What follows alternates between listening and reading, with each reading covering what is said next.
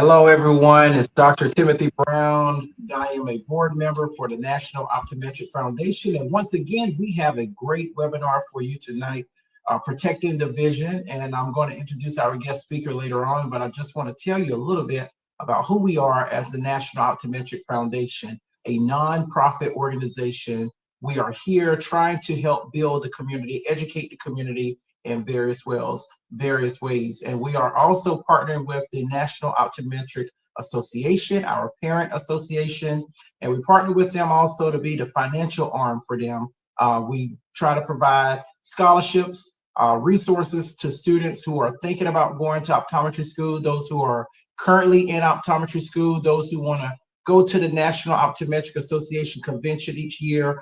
We try to provide transportation grants for them as well. And we're so thankful for all of the great people, individuals, and companies who partner with us and help provide resources and financial support so that we can make these things possible for our future leaders. We are also excited to work with community leaders, making sure that they are educating their community locally when it comes to health conditions. And we're also doing these webinars every third Monday of each month with different guest speakers on, trying to provide free educational information for the public. And I want you to invite your family and friends to tune in because we have a great guest speaker tonight. So grab your favorite drink, grab some popcorn, listen in as he talked to us about a lifestyle approach to dry eye. And also, I wanted you guys to know, before I get into introducing the guest speaker, if you would like to allow us to help us continue to do the great things that we're doing, find out more about us. We got a website, nationaloptometricfoundation.com. We also have a Cash App, $ Protecting the Vision.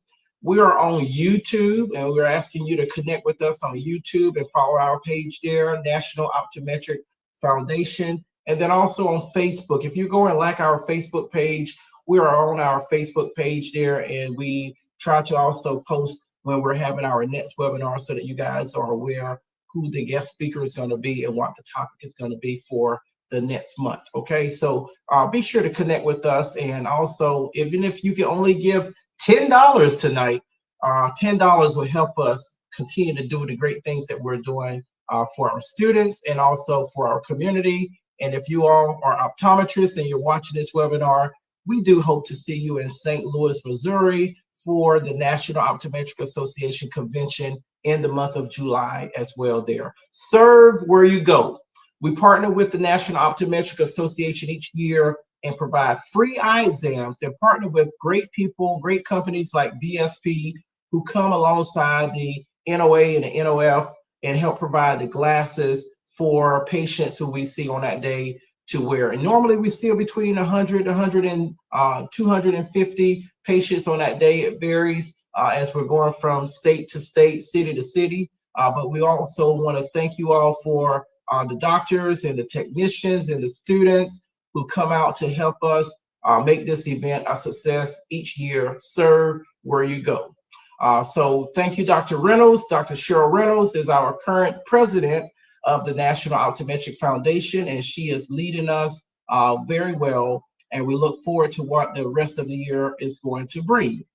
Tonight, we're talking about lifestyle approach to dry eyes. I have a dynamic guest speaker who is a recent graduate, 2026 graduate from optometry school, who's going to share with us. He graduated from New England College of Optometry this year. He has a big interest in specialty contact lenses, and he hails from the Bronx, New York. I'm currently in New York doing this webinar with you guys here in Lower Manhattan, but he is from the Bronx, New York, and currently serves as the NOSA parliamentarian, where he manages the organization's bylaws. Last year, in 2025, he received the NOSA Executive Board Scholarship. NOSA is our student association. They're the National Optometric Student Association. He loves to train hard with heavy weights in the gym. He enjoys participating in community service events in Boston to advocate for underserved communities. And we are so thankful that he could give us some of his time tonight to share with you about a lifestyle approach to dry eyes. And we welcome you to the webinar, Dr. Mario Romano. Come on to the show. We're so glad that you're here with us. Thank you for agreeing to be our guest speaker here in the month of June as we talk about dry eyes. How are you doing today? I'm doing well, and thanks for having me. Absolutely. We are so thankful that with you having so much going on in your life and transitioning out of school and into your role as Dr. Mario Romano, we are so thankful that you were able to graduate and that you had a successful journey as a student in school. And we're excited to see all of the great things that's going to happen as you're moving into your career as an optometrist. We're so thankful for you being a guest speaker with us tonight. Thank you so much. Thank you for having me. Yes, sir. So tonight, I told our listening audience that you're going to share with us about dry eyes. And before we get too deep, I want you to just give us the basic understanding, definition of what dry eyes is. So to start off, there's always a lot of misconceptions with dry eyes. Sometimes patients come into the office and they'll go, I have way too many tears. I definitely don't have dry eye.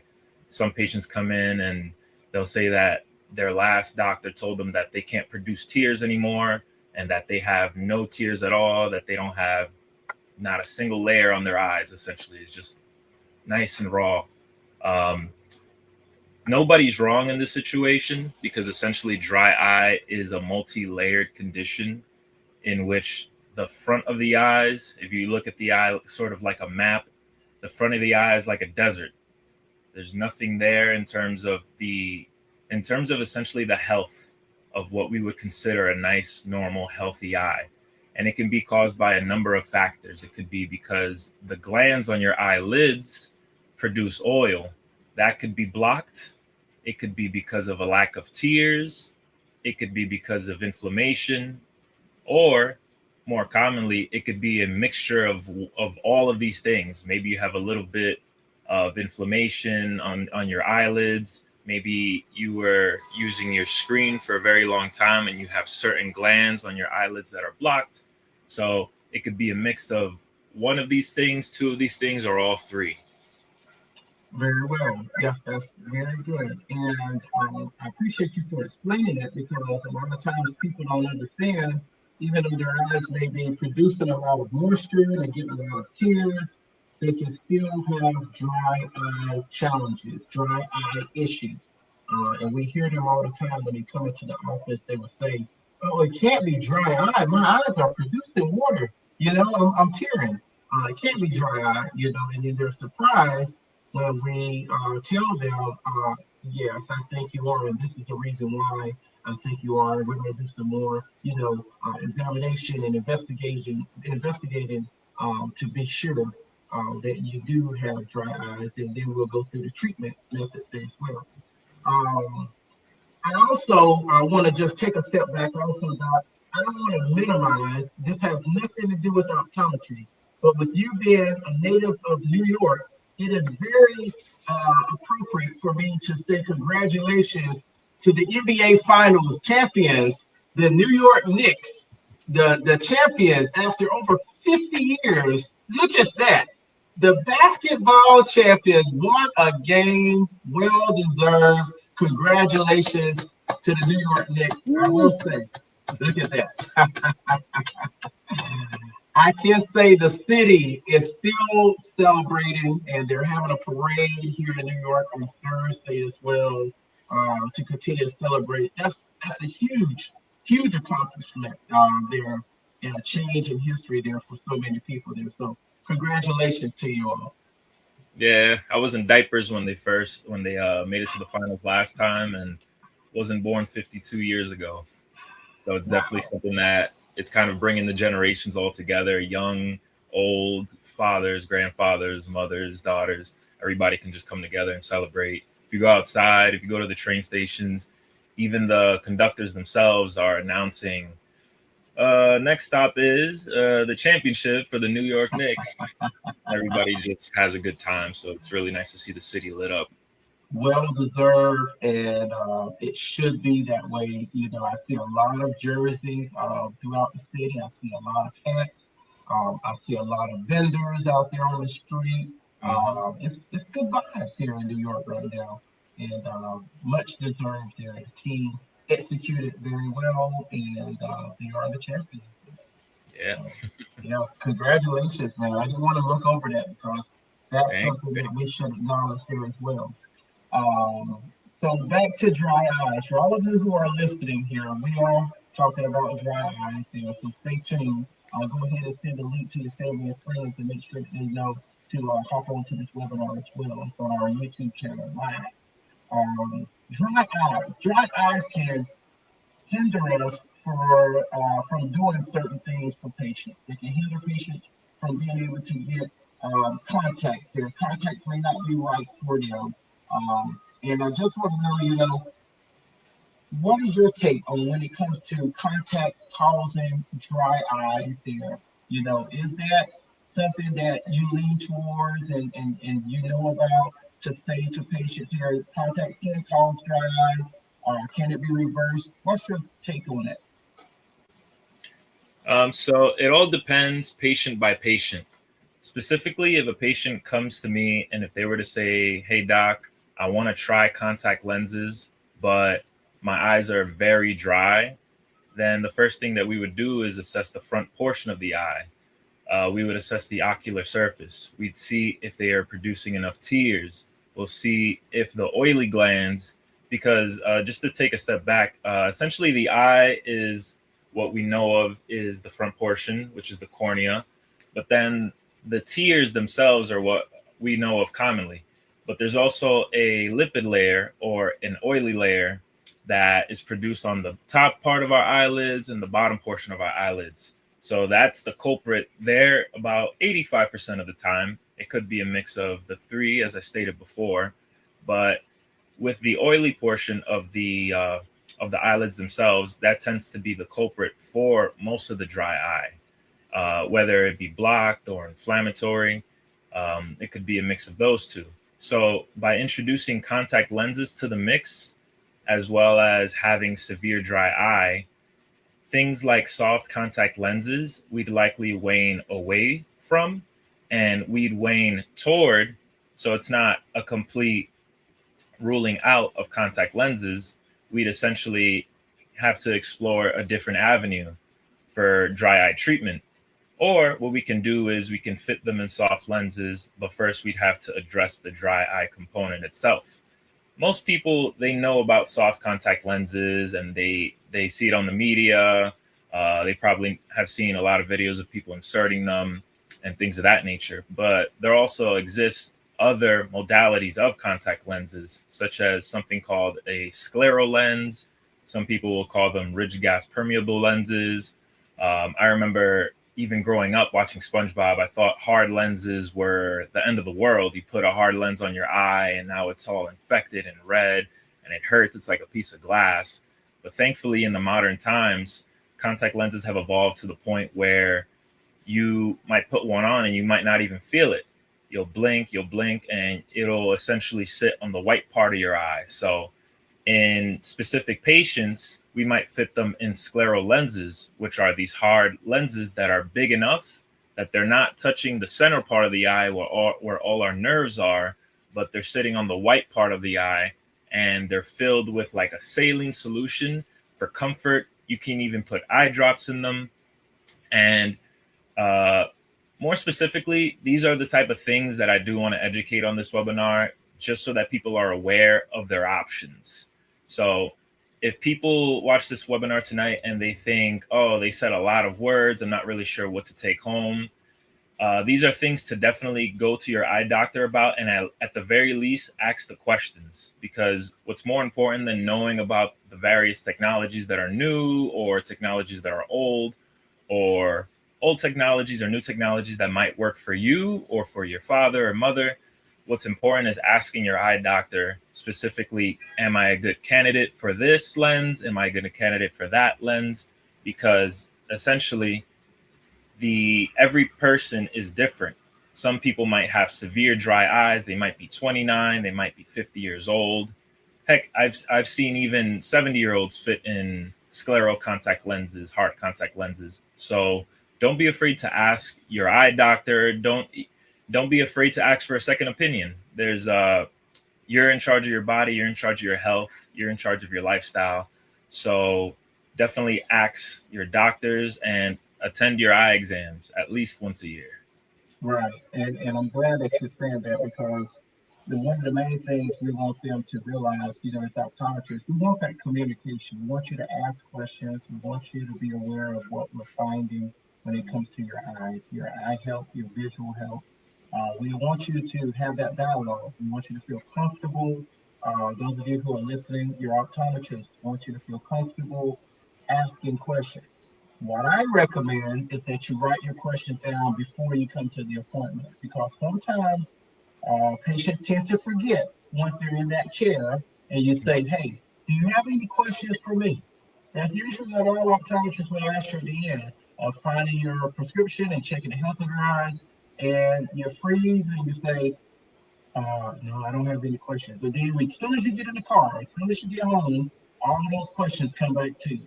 So even if you are an advocate for your mom, your dad, one of your family members or friends, write those questions down so that you can have those questions and have that dialogue with your optometrist. Doc, what you're saying tonight is that it's not over if they have dry eyes and they want to have contacts. They can still have options for wearing contact lenses as well. Yes, that's correct. Even using me as an example, I first started wearing contact lenses when I was 15 years old because I wanted to play football and I didn't want my glasses to be broken or anything like that. So I was initially fit into biweekly lenses. In the same breath, I didn't realize that daily lenses, monthly lenses, scleral lenses, etc., were even an option. So personally, after a few years of wearing biweekly contact lenses, I realized that my eyes were very dry, and I even had an abrasion, which is essentially a scratch on the very front portion of the eyes. So that was very painful. Thankfully, they healed quickly, and my optometrist gave me an antibiotic just in case. But in my head, in my personal opinion, I thought that I was done with contact lenses from that point on. It wasn't until I entered optometry school in 2021 that I realized that daily lenses were a thing. So I tried out daily lenses and I realized that my ocular health was a lot better, considering that I can put these lenses on. Essentially, what daily lenses are, essentially you open the package, you put them on your eyes, you use them for the entire day. 12 or 15 hours is more than likely the realistic time frame of a person that works or goes to school. And I felt great. You throw them out at the end of the day, you open up a new package. They can come in 3-month packs, 6-month packs, and it all depends on your lifestyle. So if you're just using it for sports, you don't really have to worry about the price too much because you'll only be wearing them for a certain period of time. And then just to backtrack a little bit about asking your eye doctor these questions, definitely ask them about daily lenses, biweekly lenses. There's because the technology is always constantly evolving. Now we have weekly lenses where after 7 days, you put them on, you take them off for a week, you put them away in a tray or in a specific FDA approved case, and then you throw them out at the end of the week. So the technology is always evolving, always evolving. So I did great in daily lenses, did okay in biweekly lenses, but maybe a monthly lens would have been better for me back then when I was 15 years old. So with patients with dry eye that have these issues with contact lenses, never fear, always ask your doctor these questions. And just know that if something's not available today, it might be available in 6 months, it might be available in a year, it might be available today, but they're still doing testing on it. And just as a final note, contact lenses, if they do feel dry in your eyes, there's also something called a re-wetting drop or a preservative-free drop that you can put in your eyes with the lenses still on. You essentially put it right over the lenses. You might close your eyes and sort of shake them in a little bit, and you'll feel good as new. So it really all depends on how you're feeling in the moment. If you feel like you need them, if not, and you're fine with the lenses, then it's okay. But if you start to feel these symptoms, then definitely give those things a try, and definitely ask your eye doctor about the available technologies as well. Yes, you shared some great information. To touch upon a couple of things there, definitely putting a fresh lens on the eye every day seems like the way to go. With so many patients here, it's just like putting on fresh clothes. You put on fresh clothes every day. You smell good. You feel good. That's how I think about it when you put on that contact lens. The fresh lens on the eye, no buildup, no protein buildup on that lens there, and it's healthier for the eye. Eye health is very important. For those of you who are listening, your doctor is not only concerned about your vision and how well you see out of that contact lens, but we're concerned about the eye health and the comfort of that lens on your eye there as well. You also touch upon drops, and sometimes people go in the store and they see so many colors and so many brands of drops that they can use when it comes to dry eyes, and they might see Refresh, or they might see Visine.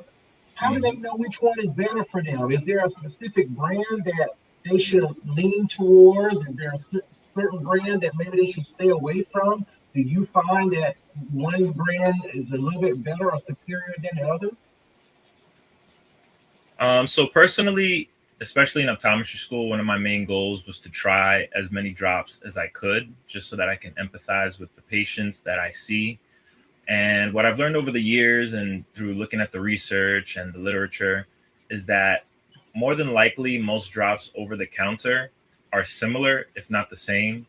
One of the biggest differences, you essentially have to read on the label whether it has a preservative, which is fine as long as you don't get any type of allergic reactions to the actual preservative itself, because it could ironically cause dry eye.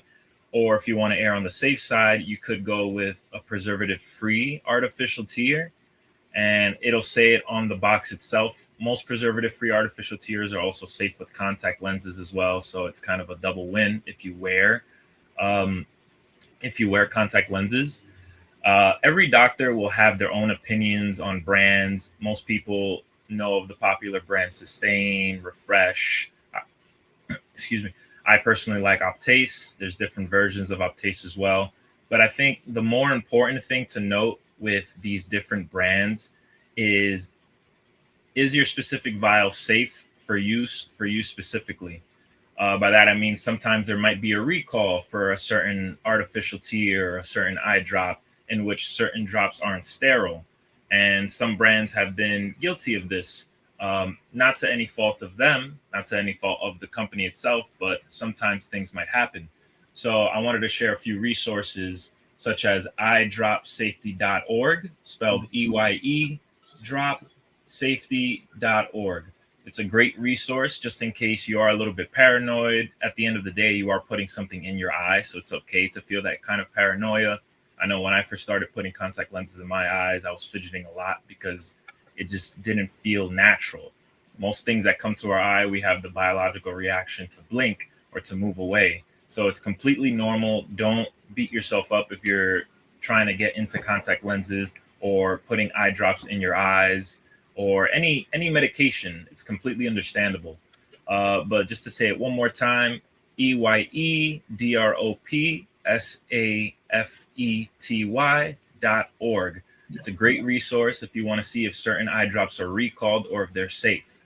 Another website you can also check out is the FDA's website as well, fda.gov/drugs/buying using medicine safely and what you should know about eye drops. A little bit easier for that second website is just to put it in Google, and they're also a really great resource for eye drop safety. Uh, that's good. That's good. Those are great resources there that our listeners can take note of and make sure that they are feeling safe when it comes to certain drops that's prescribed by their doctor, or they might be looking at from over the counter here as well. So we got those two, eyedropsafety.org. That's really good. Site that they can go to make sure that they're safe, and also if there's any recall. That's important to know about those two things there. And also, As far as when it comes to dry eyes, is there something that we can do to help reduce dry eye from happening or prevent dry eye? Is there something that patients can do when it comes to those things? So that's a great question. Dry eye, as I stated initially, is multi-layered. So certain things might be irreversible, but certain things might be in your control. For example, if one of the glands, because we have oily glands on the bottom lid and the top lid, if one of the glands atrophies or dies out, then it won't come back. So one thing that you can do prophylactically or proactively is to essentially use a heat mask. It could be in any form. The number one thing that you can use is heat. So what that essentially does is it acts. An analogy I like to use is like butter. When you put butter in the freezer, it gets hard.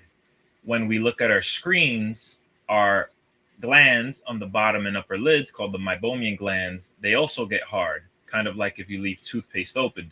So one of the more obvious things, but something that we don't think about on a daily basis, and even during this call, I haven't thought about too much, is blinking. So the more you blink, the more you're spreading that layer of oil across your eye so that you can have a healthy ocular surface.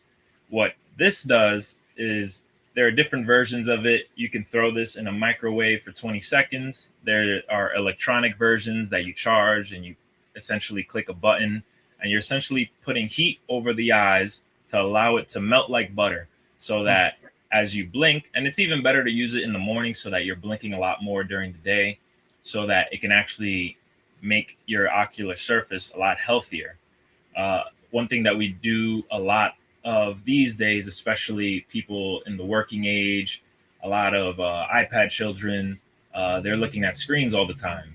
And by looking at screens all the time, not saying there's anything necessarily harmful about the screen itself, more so the fact that our eyes are open a lot. So by blinking more, going outside more, taking in a little bit of vitamin D from the sun, we're actually able to indirectly help mitigate dry eye. There's no one cure to it, just like in the definition how it's multi-layered. There's not one cure for it. It's kind of like a multi-layered lifestyle choice that we have to make for ourselves. Another thing you can also do is consume omega-3s in the form of the actual omega-3 pills themselves. I love eating salmon. My favorite fish is flounder. That's a great source of omega-3s. Nice leafy green vegetables, great source of omega-3s, nuts, things of that nature.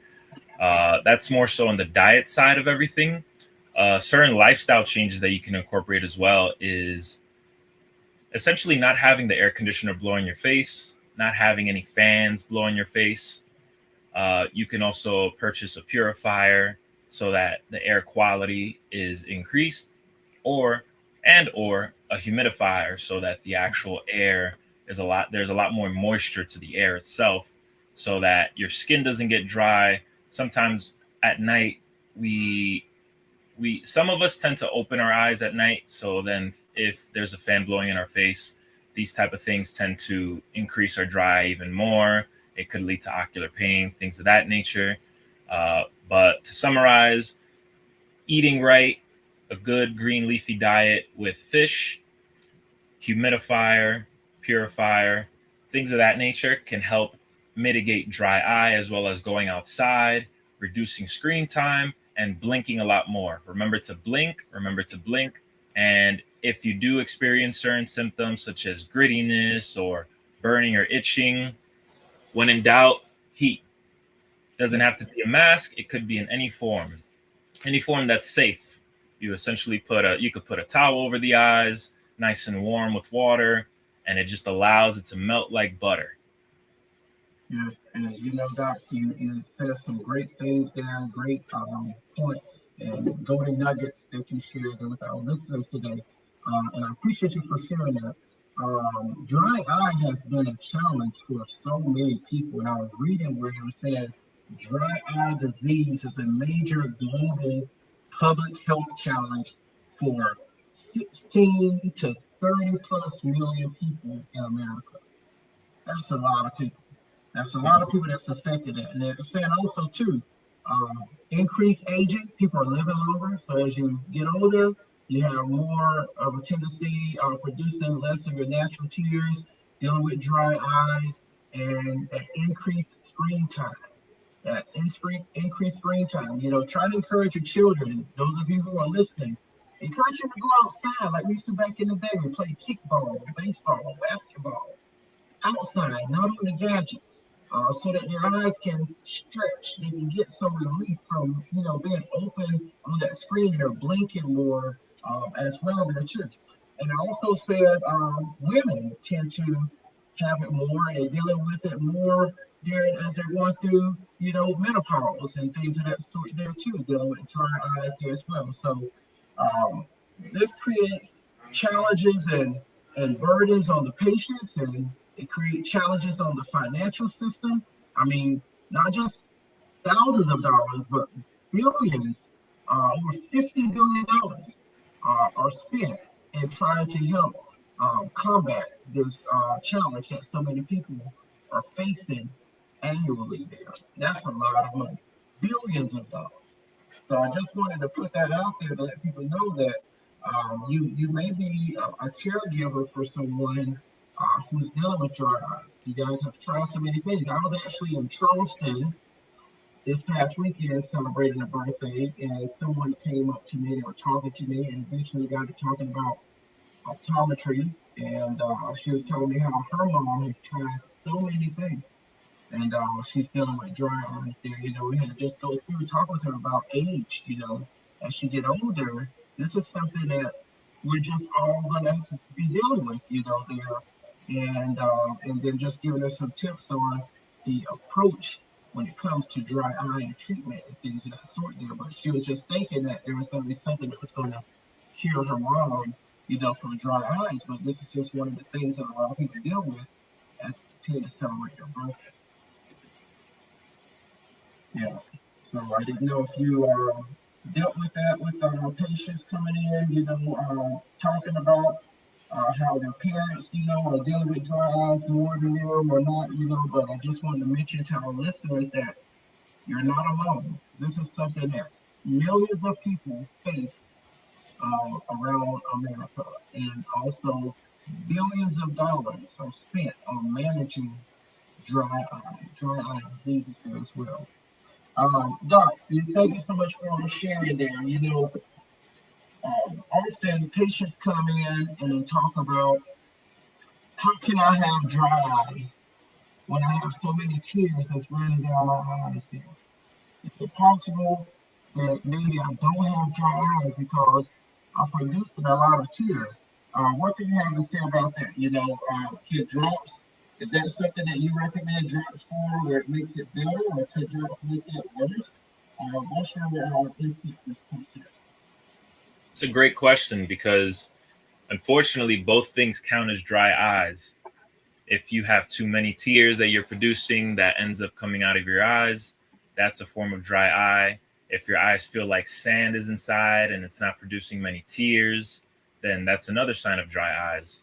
But to focus more so on the patients that might think they might not have dry eye, they could have one of the three. They could have some inflammation in the eye, in which they'll have to be prescribed a specific eye drop that helps the immune system of the eye cure itself. It could be that the oils on the actual lids aren't working properly and they'll need the heat mask. It could be that they're puncta. Essentially, there's a little opening on the insides of both eyelids, on the bottom and on the top. It could be that it is what we call stenosed. It could be blocked. There could be inflammation of the eye. It could happen in your child. It could be an infection. So it all goes back to that multi-layered pie or umbrella of what dry eye is. What I want the crowd to take away from this is that dry eye is not just one thing. It's this umbrella, similar to glaucoma. That's another umbrella, another multi-layered disease that affects us, has multiple ways of affecting us negatively. But thankfully, if we look at the glass half full, there are multiple ways for it to actually be cured. or treated, to use a more favorable term. Eye drops do help. They help balance out the tears themselves. A more accurate assessment would be done by your eye doctor, in which they'll take a look at the front of the eyes. They'll see if it's the punctums that are affected, whether it's the oil glands that are affected, or if it's something a lot more simple and you might need some sleep. Sometimes sleep can affect your eyes and you might wake up with red eyes. You might be tearing a lot. I know me personally, during the end of my days, I always feel a little bit dry. Sometimes what we call doom scrolling. We'll be on our phones, we'll lay on our sides of our bed and just scroll away. And then sometimes my left eye in particular, my left eye is the eye that hates me the most. And I'll essentially put an eye drop in and I'll feel a lot better temporarily. Now, the older that I get, it might become a little bit more serious. The oily glands that have helped me so much during my teenage years and my early 20s might start to thin out a little bit. So my dryness will increase. So with that, I might need more invasive therapies. I might need a stronger drop. There are certain eye drops that you need to be prescribed by your eye doctor. Another set of drops are essentially low dose steroids. Might be another helpful therapy that your eye doctor might prescribe. Those are a little bit more safer than the higher end steroids. So there's just so many different things that can help treat that version of dry eye, whether it's a lot of tears, not enough tears, burning, a little bit of itching potentially, stinging of the eyes. All of these things, thankfully, there are multiple therapies, multiple treatments. We got our heat mask, we have our eye drops, and even more recently, within the past 3 years, there's even nasal sprays in case you're feeling a bit uncomfortable with putting eye drops in your eyes. Now we have a nasal spray that can help with dry eyes. So always new technologies, always new therapies emerging in the space of optometry and ophthalmology, eye care in general. But just know that your symptoms are not exclusive to you. Many other people across the entire globe are going through the same thing as you, which is why initially when I stated in the beginning, I always want to experiment, try these drops out for myself so that I know what specific drops to hand out to patients. And then I'll just finish off with this final note. There are artificial tears that come thinner, some come in a gel, and the ones that are more gelatinous in nature, they tend to be a little bit more comfortable, but they tend to cause blurry vision sometimes because it's nice and thick. But for certain patients, it might help a lot. For certain patients, they might not like the blurriness. There's even ointments that it's essentially like an ointment that you put on your skin, or lotion that you'd use at the end of the day that your eye doctor could prescribe to you, or you can buy over the counter as well to see if you're more so on the side of the severe scale of dryness, that you can try out ointments, gels, normal artificial tears, heat packs, things of that nature. Less tears, more tears. It's all in the umbrella of dry eyes, unfortunately, but thankfully, many therapies. It's a very complex topic, and like you said, there's not like one solution when it comes to dry eyes, and it varies from patient to patient. We're going to put a pin in where we are right now, because when I come back, I want to talk to you about, what if these things, I've tried the drops, I've tried the warm compresses, the brutal mask, I've tried the things that my doctor. When is it appropriate for me to ask the doctor, is there anything else that's out there? Is there anything else out there?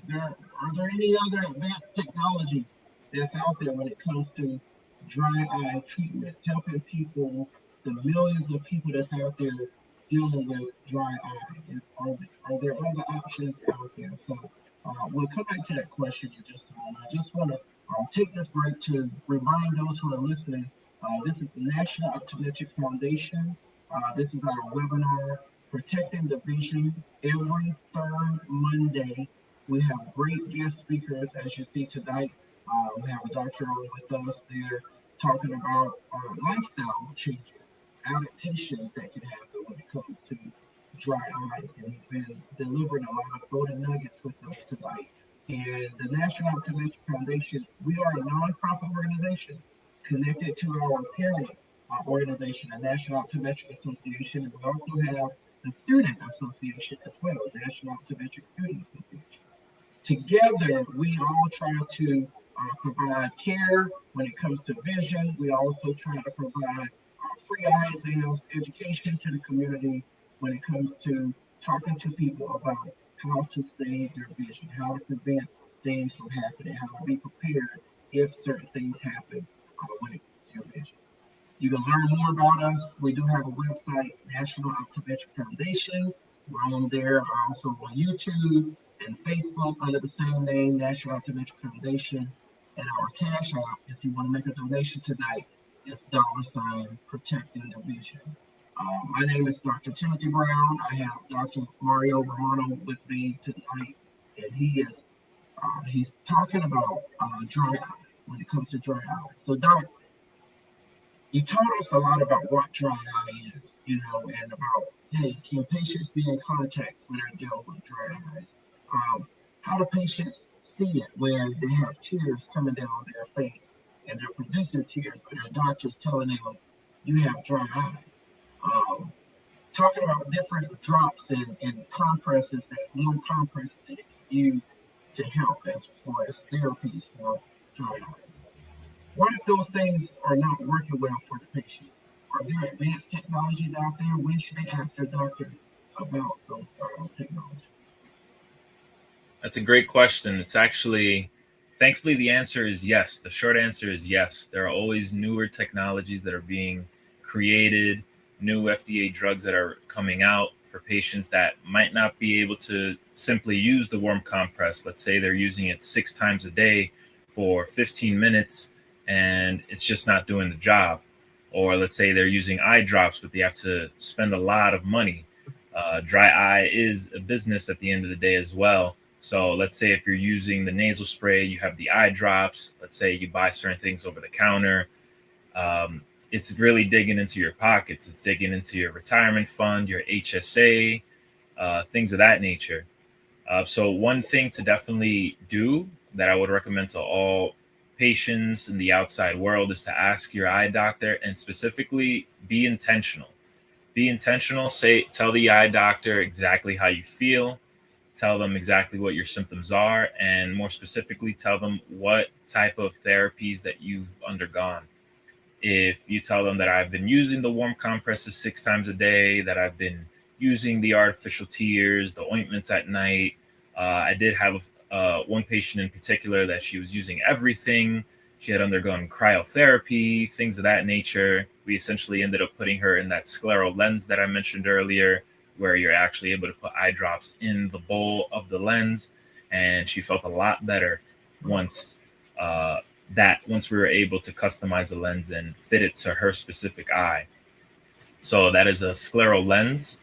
A lot of other technologies that exist currently include radio frequency. You can ask your eye doctor about radio frequency. You can ask them about intense pulse light. There are specific eye drops called cyclosporins that modulate the immune system of the eyes.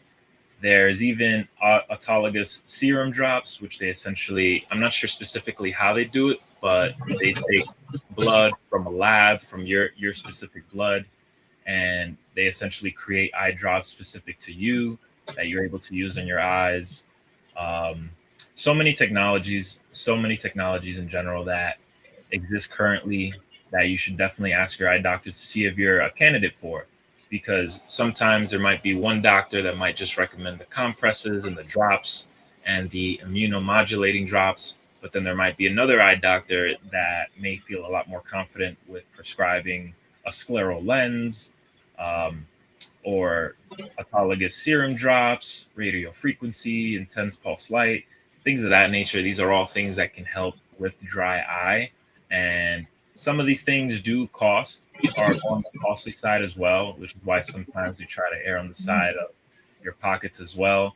But more important than that, we can all save up some money. We all have a little bit of savings as well. So what I like to do and how I plan on practicing is to, at the very least, educate my patients on what's available. Because let's say if you do have the grandmother who doesn't have money today, maybe in 3 months she might save up enough money, and now she might be able to afford the IPL, intense pulse light therapy. She might be able to afford the serum drops. She might be able to afford uh, other modalities to help out her dryness. So definitely ask your eye doctor about these types of therapies. Ask them about new therapies. I know Triptyr is another eye drop that recently came into the market. And that was just recently, I believe in October 2025, it finally got approved so that us eye doctors are able to prescribe it. So always ask questions, be nice, be respectful. Um, if certain technologies aren't available yet, that doesn't mean that they won't be available in the future. So always ask questions, always be open-minded, and yeah. Yeah. So thank you so much for listing those technologies that's out there, because a lot of people don't know. They're not aware, and I'm glad that you continue to emphasize, ask, ask questions, ask about them. That's the only way you're going to find out about it. You have to ask about it. One of the things that patients sometimes ask us as eye care professionals, sometimes they come in and say, hey, my vision is blurry, but when I blink, it clears up some. If somebody who's listening to this, they're watching this, what could that mean for them when they say that their vision is clearing up when they're blinking? So as I speak with you today, as I blink, my left eye is getting blurry and clearing up because my left eye just suffers from dryness a little bit more than my right eye. That's completely normal. It is a sign of, at the very least, mild dry eye. So don't feel discouraged too much. It is very common. In fact, the most common type of dry eye disease is the meibomian gland dysfunction, the oily gland dysfunction. Essentially, it's either clogged like toothpaste or it could be inflamed. And that's what we as eye doctors can actually see under the slit lamp when we're shining that really bright light under the microscope. We're actually able to see if there's any abnormal blood vessels that could be there, that could be affecting your glands. And with something like intense pulse light therapy, that can help with that. Something even more normal, like just a normal artificial tear. There's also an eye drop called Mibo that I think I have it right over here. Mibo right here is a drop that essentially helps to seal off the tear breakup. So when you blink, every time you blink, your tears coat the front surface of your eye so that it's nice, it's beautiful. You can see clearly out of it, kind of like a window. With meibomian gland dysfunction, or if your tear layer, or if your oily layer is undergoing some type of inflammation, or if it's clogged, a drop like Mibo can help out, just seal off the tears so that it's nice and uniform. Me personally, my tears, anytime I blink, they break up immediately. It's uniform for about 0.5 seconds, and then they break up into little splotches. And we're actually able to see that under the microscope as eye doctors. We're actually able to see if you have dry spots, if you have breakup of the tears, they're uniform and then they're not, they're uniform and then they're not. That's essentially what you're seeing when you blink. It gets a little blurry. You blink again. You might do a hard blink. You might do another hard blink. You might put an eye drop in, do one big blink, open your eyes for like 5 seconds, close your eyes for 10 seconds, and then things start to clear up once you've made the ocular surface a little bit more even Steven with the drops, with the warm compresses, things of that nature. So totally normal. It's a part of the dry eye umbrella. Blinking and things getting better. Even sometimes rubbing your eyes, you might feel a little bit better. That's mostly because as you rub your eyes, the oils kind of release a little bit, and they release a little bit onto your eyes, and then you start blinking. So it's all just one big game in a sense. It's kind of like one big cruel game when we're trying to solve our own specific anecdotal dry eye issues, our own dry eye symptoms. But oily tear or the oil glands make up most of dry eyes. So something to definitely keep in mind of when you go to the eye doctor next time. Yes, and I'm getting near the end of this webinar. We are. But is there a routine that you follow that maybe would be a good recommendation for patients and for our listeners? And to our listeners, I apologize. I don't have my laptop with me today, so if you are asking questions on YouTube, I can't see those questions today. Normally, I'm looking at those questions while our guest speaker is speaking to us there. I do apologize. If there are questions on our YouTube channel later, I'll try to reach out to you and answer those as well on our YouTube channel. Or if our program manager may see questions in the background, they can pop up on the screen. Then we'll try to answer those questions before we end the webinar. Speaking of routine, are there any routine steps that you take when it comes to dry eye symptoms? Yes, so I personally do suffer from dry eye myself and have suffered with it for about 6 years. So what I like to do is I like to wake up, I like to put on a nice warm compress. Sometimes it's a little bit hard before work, but it definitely pays off because as we blink our eyes every day, as we look at screens, the oil glands get to mix in with our tears and we can see a lot clearer and we can feel a lot better. I do also take omega-3 supplements. I take 3 pills a day. For the brand I use is like the DE3 brand, but any brand is fine. I like to eat a lot of greens, asparagus with salt and black pepper is my favorite. I love flounder. Very hard to find flounder. A lot easier to find it here in New York. When I was in Boston, it was a lot harder to find. I do sleep with Ortho K lenses. That's another pair of lenses that help out with essentially, for children, myopia control. For adults, it's less commonly prescribed. I wear them mostly to empathize with patients, and personally, I like them. But I do suffer from dermatitis, so I do use Eucerin. It's personally my favorite brand. I have no affiliate links and no attachments to these brands at all myself. But then I like to finish the day with a warm compress right before bed. And sometimes I'll use Tirvaya, because personally I do suffer from the essentially my tears break up really quickly. So Tirvaya helps out with that. And eye drops. Anytime I'm feeling like there's some stinging or burning or itching, I'll take an eye drop. Optase is my personal favorite, but whatever your doctor recommends, I believe all eye drops are relatively the same over the counter. So whatever works for you, gel drops exist, ointments exist, normal thin eye drops exist as well. So it all depends on what makes you feel better and what your doctor recommends.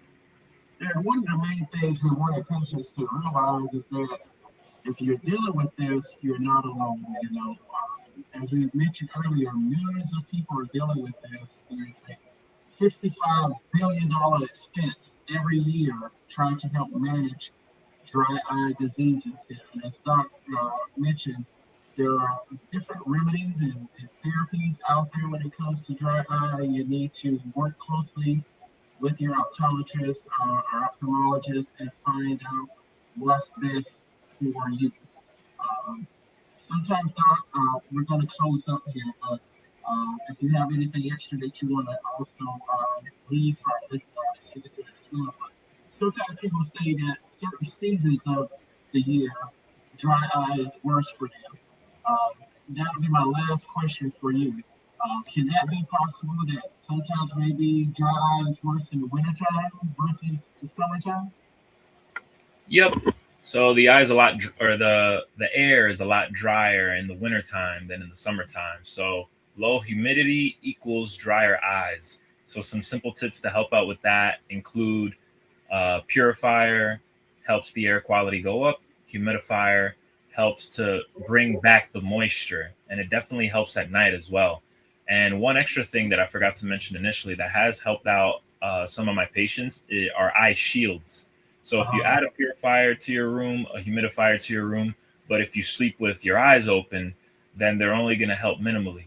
If you were to buy, let's say, an eye shield with, it's essentially rubber that covers around the eyes for people that have something called lagophthalmus, which is essentially a condition that you sleep with your eyes open a little bit.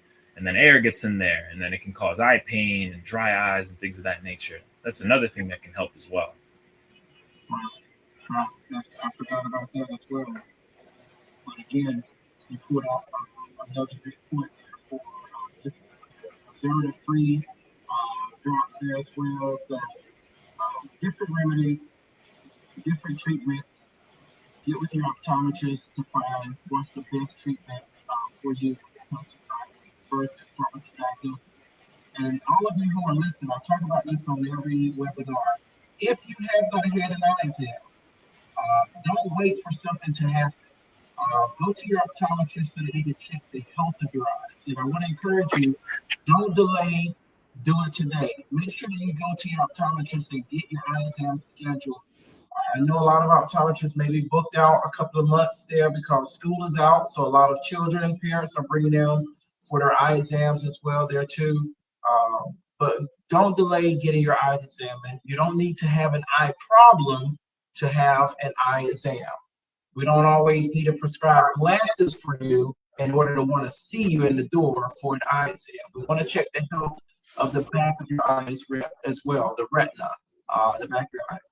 Doc was talking today about the front surface of your eye, the cornea. We also want to make sure we check the health of the back of your eye exam as well. So don't delay, do it today. Get your eye exam scheduled. Make sure that you tune in to these webinars in the future. We're here every third Monday at 7 p.m. Eastern Time. Doc, I want to thank you so much for the great information that you share with our listening audience. I want to thank you for your time. If you have anything additional that you wanted to say, we will give you the opportunity to be able to do that. But my name is Dr. Timothy Brown. I am the board member for the National Optometric Foundation. I am the director of education, and I am so excited that we've been able to do another great episode of Protecting the Vision. We partner with the National Optometric Association. We're a nonprofit organization. We support the National Optometric Association and the Student Association financially, various ways with scholarships, helping students get to the National Optometric Association conventions. We got one coming up in July in St. Louis, Missouri. Doctors, if you haven't registered yet, please register for the NOA convention and meet us there and help us on Thursday morning. Serve where you go, where optometrists and technicians and volunteers and students, we get together, we serve a community that's underserved, underrepresented, doing free eye exams, free glasses, partnering with VSP to bring the mobile bus out there. There's an exam lane on the bus as well. We set up exam lanes inside facilities. We also have glasses that patients are able to get when we do their eye exams. We check the health of the back of their eyes. Serve where you go. We also try to make sure we partner with community leaders and make sure that we are supporting them as they try to provide education and resources to local people in their community. Help us to continue to do these things. We have a website where you can learn more about us, nationaloptometricfoundation.com. We're on Facebook under the same name, National Optometric Foundation. We have a YouTube channel. If you will please go and follow us and like our Facebook page and follow us on our YouTube channel. And if you'd like to donate tonight, we have our Cash App, $ Protecting the Vision. It's been a pleasure bringing you another episode when we talk about a lifestyle approach to dry eyes. Dr. Mario Romano did an excellent job sharing some golden nuggets with us. We look forward to seeing you guys in July. Doc, I am finished with my talk. If there's something that you want to do to close us out, let people know how they can come see you. If you want to leave them a positive word, this last minute is all yours. So the only thing that I'll leave off with is ask questions and be intentional. Because if you're intentional with everything you do, when you wake up, you'll know to put on the warm compress. You'll know what the purpose of it is when you put on an eye drop. And when you update your lifestyle in any sort of particular way, whether it's diet, whether it's eye care, whether it's hair care, face care, things of that nature, just be intentional with everything you do and go Knicks. Thank you, Doc, so much. I hope you have a great evening. Thank you all for tuning in for this webinar, and I hope you guys have a great evening, and we'll see you on our next webinar.